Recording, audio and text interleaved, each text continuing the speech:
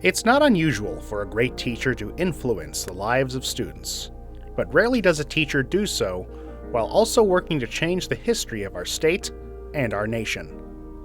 Home economics and occupational childcare teacher Nancy Randolph Davis was one of those rare individuals.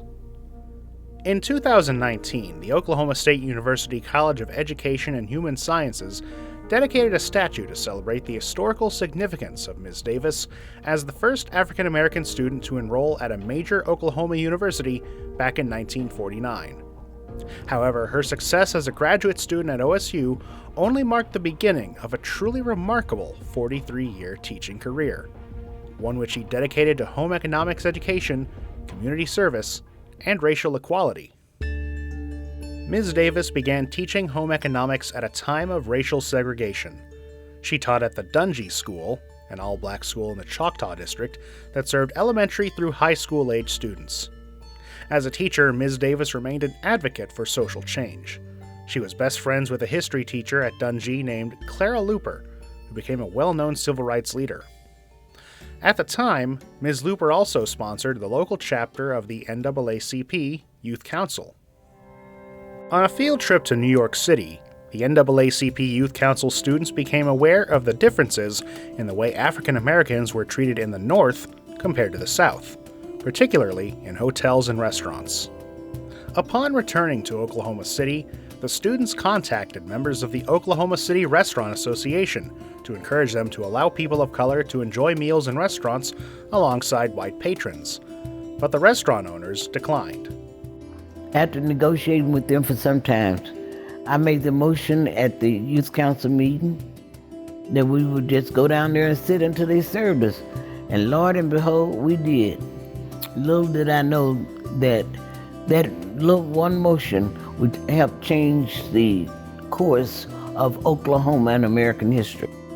So the Dungy students really comprised a great deal also of the sit-in movement and NAACP Youth Council because they were influenced by their teachers and they wanted to be a part of the movement. Guided by their adult sponsors, 13 children, ranging in ages from around 5 to 15, held the first peaceful sit-in protest at Katz Drug Store in downtown Oklahoma City on August 19, 1958. The movement grew and continued for the next 5.5 years. The students participated in protests on the weekends and during the summers at restaurants and other segregated businesses, including Wedgwood Village and Spring Lake amusement parks. Throughout this time, Clara Looper served as head sponsor for the sit-in movement, with Nancy Randolph Davis assisting her every step of the way.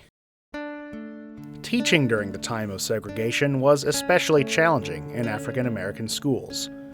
Teachers like Ms. Davis often had to make do with secondhand equipment and furnishings from white schools. She had a wonderful home economics room at Dungy, but she just didn't have enough equipment, up-to-date equipment. As was the case with many African American schools, they were neglected and not given the money and the resources that they needed to really help their students, but they did amazing with what they had. During her 20 years of teaching at Dungy School, Ms. Davis earned a reputation as an outstanding school leader who demonstrated the importance of inclusion. This skill became especially important when she accepted a teaching position at Star Spencer High School in Oklahoma City, where white students comprised 75% of the student body. There were troubling times, there were fights between the races, lack of understanding.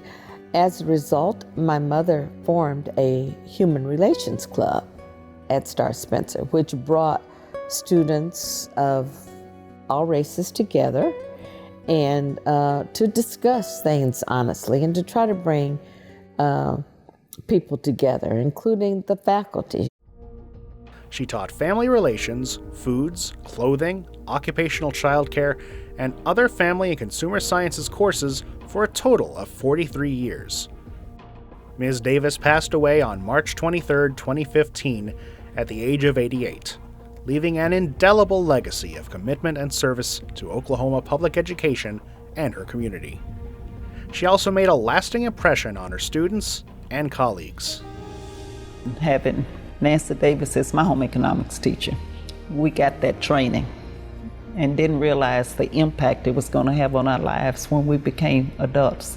But I believe any child who came through Nancy Davis, they can tell you a story of how it helped their development. She really embodied the spirit of home economics at the time to help kids learn how to balance work, family, and home, and how those things all go together. You don't have one without another.